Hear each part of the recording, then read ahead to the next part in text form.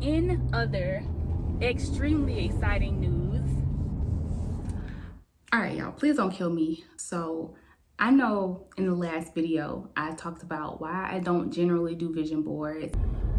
You might have heard an episode that I did called Why I Don't Do Vision Boards or something of the sort. I want to dive a little bit deeper on what I meant by some of the statements that I made in that video. And I took y'all to the store with me so that you could help me buy my vision board supplies for my very first vision board ever. And I told you that in the next video, which was going to be Vlogmas Day 5, I was going to be making my vision board, right? And I started to. As you can see, last night I started doing some like background thinking and just like doing the underlying work that I need to do in order to create the vision board. But I didn't finish because one, I was tired, and two, something was just feeling off. And I didn't want to force it. And so I was like, let me just give myself some time, sleep on this, and maybe once I wake up, feel more refreshed, I will have a better idea of where I'm going with this board. Because as I told y'all, I didn't have a plan. But what I have realized based on looking at that video over and then thinking more about what I'm trying to do with this board, I'm really not making a vision board. I am visually depicting my goals for the year. And I think that I was trying to force that into a vision board format or mold just for the sake of having a video about making a vision board, but like, I'm not going to force that just to make a vision board when I actually don't even really care for traditional vision boards. So what I have decided is that I'm not going to be making a vision board. I am, however, still going to make the goal board that I've talked to y'all about. But the thing is, I need more time to really think about what my strategic goals are for next year. And that is not something that I am prepared to do right now. I have to be like in the state of mind, in the zone to do that. And so that is probably something that will happen later, maybe even after Vlogmas, to be completely honest, like after Christmas, between Christmas and New Year's. So this is not actually gonna be a vision board video that you're watching.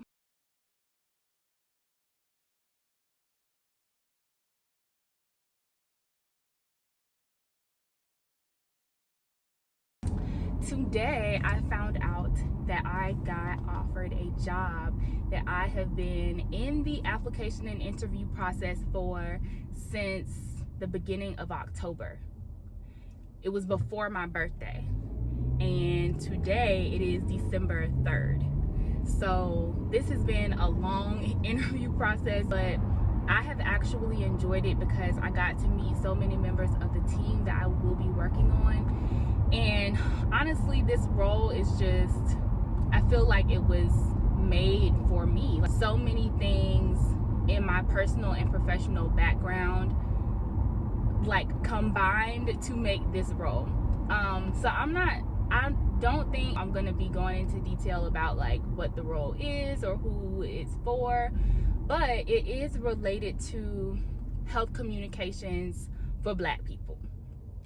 And if you know me or anything about my business, my health marketing and communications business, you know that that's exactly what I do. I help innovative health companies develop and execute culturally relevant content strategies. So I help them make sure that their content marketing approach online is based on strategy, like strategy that actually fits them as a company, is culturally relevant, so it's meaningful for Black and brown populations, and the people who need that information the most get it in a way that is engaging and relatable and entertaining.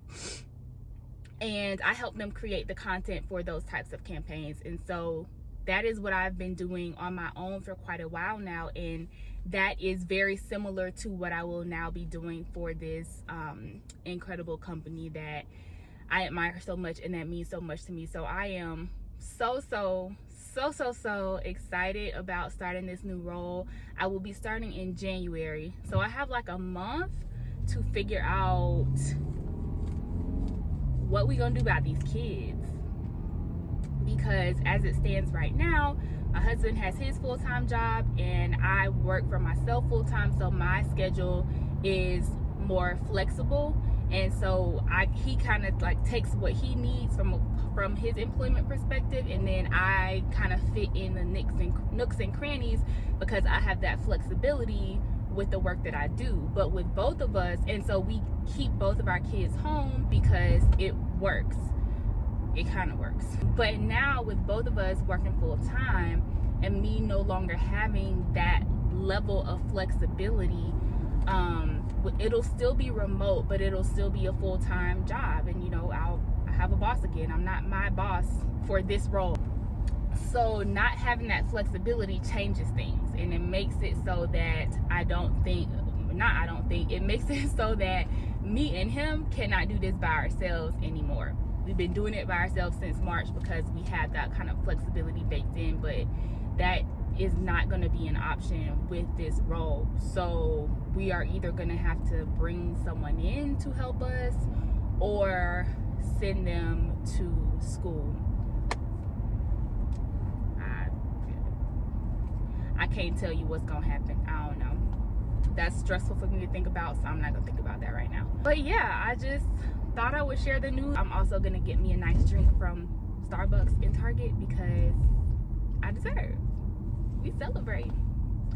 Let me know, are y'all celebrating anything really fun? Okay, so look, it's the end of the year, right?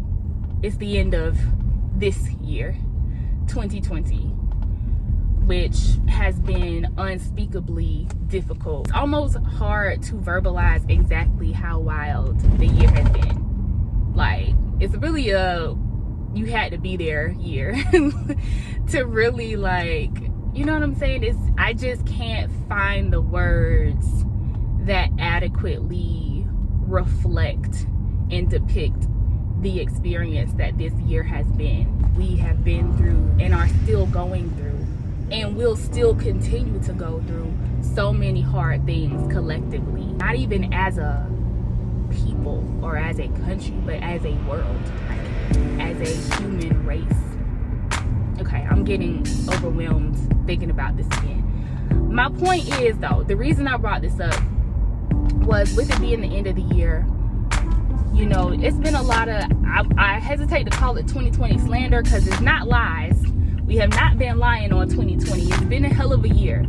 So it's not really slander, but just there's been a lot of negative talk about 2020, and rightfully so, right? Like, we didn't sign up for this. Nobody signed up for this. But what I have been trying to do since all of this began was like continue to find layers of positivity in all of the craziness that has been going on. Because at the end of the day, no matter what has happened, we're still here. I'm still here. You're still here. That's not nothing. You know what I'm saying? Like, for me, that's not nothing. And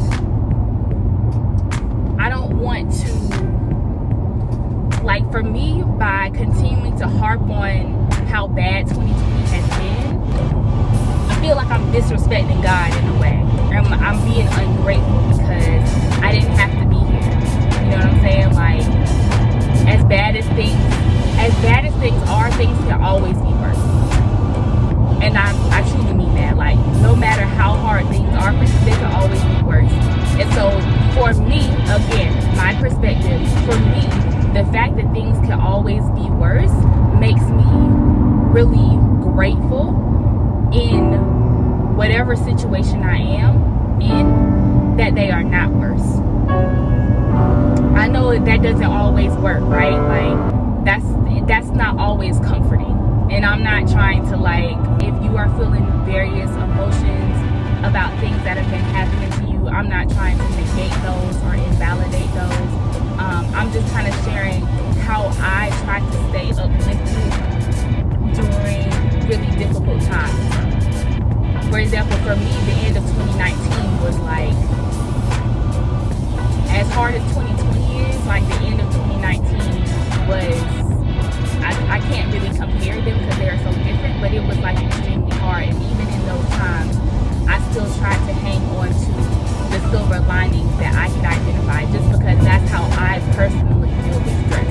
I know that's not how everyone does, and I'm not saying that's how everyone should. But what I'm saying is, as we close out 2020, I'm still trying to actively identify and hang on to the good things that have happened this year and the blessings that we have been given this year. So I encourage you to, at some level, do the same thing. You know, think about the things that you wanted to happen that did happen, or the things that you didn't expect to happen, like the good things that you didn't expect to happen but they did. There's also like the dangers that we didn't see, that we were protected from. Like, God protects us from danger seen and unseen. And I know there are so many times in life, and I'm sure this year, that I could have walked into something that was meant to kill me, but I didn't, because God blocked it. He wouldn't let it be so. So I didn't intend to get on here and preach, but I did intend to ask y'all, what are some of the things that you're grateful for? What are some of the things that have gone really, really well for you this year? Because I think it's important for all of us to like collectively celebrate those things, to hype each other up, to encourage each other, to spread those positive feelings as we approach the end of the year and the holiday season and the giving season.